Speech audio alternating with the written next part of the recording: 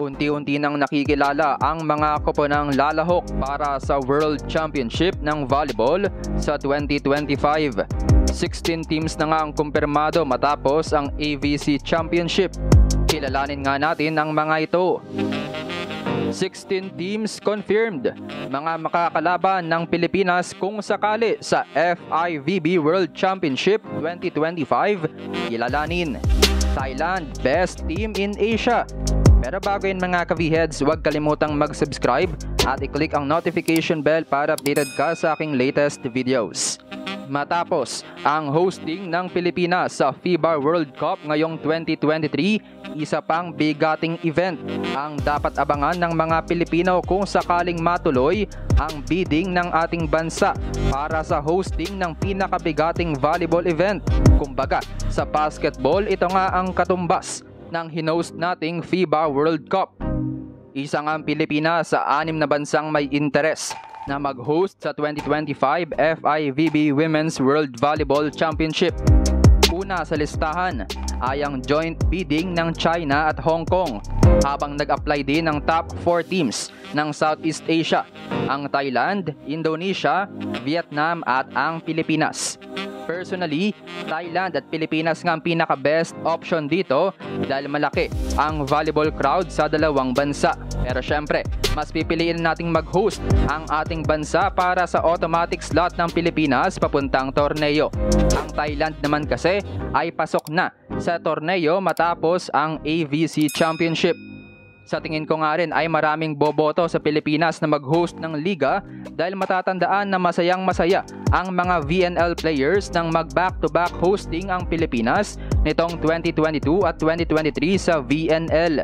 At paniguradong hindi bibiguin ng Pinoy volleyball fans ang FIVB kung crowd attendance lang ang pag-uusapan. Pero sana kung mapili nga tayo ay malalang improvement ang dapat gawin sa ating national team. Anyway, hindi naman malabo na magkaroon ng mahigit sa isa pang host katulad na lang ng FIBA World Cup ngayong taon kung saan naging host ang Japan, Indonesia at ang Pilipinas. At kung sakali nga na mapili tayo ay meron ng 16 teams ang kumpirmadong kalahok sa liga. 32 teams ang kasali sa torneo, nadagdagan ng 8 mula sa original number of teams na 24. Ang confirmed na 16 teams ay kinuha mula sa top 3 teams ng bawat 5 Confederation Championship. Samantalang ang Serbia naman ay automatic slot na dahil silang defending champions matapos mag-gold medal noong 2022 edition. Kaya naman 4 na slot ang napunta sa European Confederation dahil silver din ang Serbia sa 2023 European Championship. Kasama nila sa mga qualified ay ang champions Turkey, 3rd place Netherlands at 4th place na Italy. Sa North America naman, qualified ng champions Dominican Republic, 2nd place USA at ang 3rd place na Canada. Habang sa South America, may upuan na ang champions Brazil, silver medalist Argentina at ang 3rd place na Colombia. Sa Africa, nagkampiyon naman sa African Nations Volleyball Championship ang Kenya, habang pasok na rin ang 2nd place Egypt at 3rd place Cameroon. Habang sa Asia, kakapasok lang ng 2023 AVC champions na Thailand, silver medalist China at ang bronze medal team ng Japan. Muntik pa nga makapasok ang Vietnam kung natalo lang nila ang Japan sa 5-set bronze medal match. Habang umabot rin ng 5 sets ang championship match sa pagitan ng China at Thailand, kung saan pinigilan ng Thailand ang come from behind attempt ng China.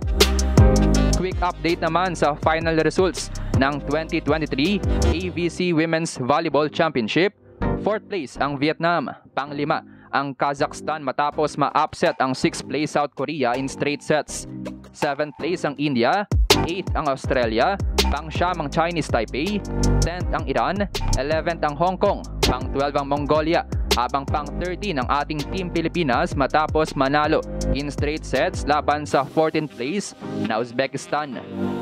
Itinanghal namang MVP ang Thai superstar na si Chachon Moksri.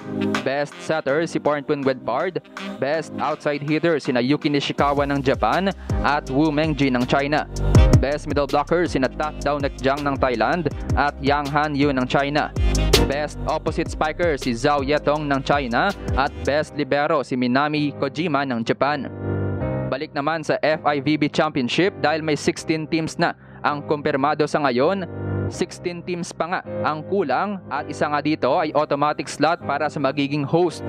Habang ang natitirang 15 teams ay kukunin sa top 15 ranked teams sa FIVB World Rankings na hindi pa qualified sa 16 teams na nabanggit ng kumpirmado sa ngayon.